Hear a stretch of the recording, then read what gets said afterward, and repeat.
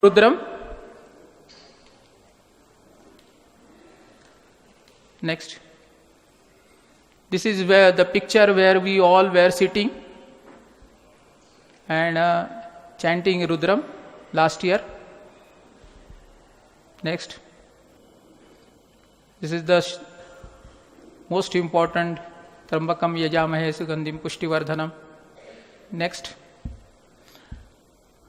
What we got from the text is that Rigveda has said that Lord Shiva is a father of microbes and all atomic particles is this creation, and Atharva Veda deals with the atomic fusion of the elements and it is a dance of subatomic particles, while Yajurveda says that Sri Rudram is the perfect set of vibration which generates energy. And I wanted to establish what type of energy it generates. Next. In Rudram is a very powerful mantra. It is in science it is said that the microbes are unfolded in Sri is Namakam, and science of Parmanu unfolded in Sri Rudram is Chamakam. Everything in the earth is an energy and everything is vibrating. So I wanted to establish the relationship of vibrations with Rudram. Next. The location was Satyasai Prashanti Nilayam again. It was conducted on the first International Veda Conference, 21st and 22nd. The hour of duration was 5:58 in the morning to 10:28, that is 30 minutes, to measure the spital response of Rudram chanting over 10,000 sadhakas. Next. I have used this antenna. This is a titanium sensor. I have kept it here just to see every one of you. This is a Sputnik antenna which I have kept, and this gives the entire vibrations of the space. It is the density of the electrophotonic imaging. As the density increases of the electrons and electrophotons, then we can find out how much it has increased. There were three parameters which were assessed, was area, intensity and energy.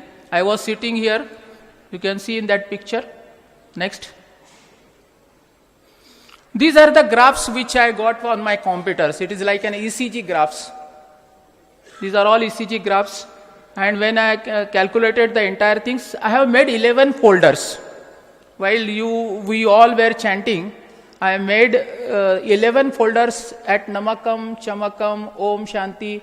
Various places I have made an folder. I wanted to know which of these are showing more energies. That is why, for my practical research purposes, I have done this. Next.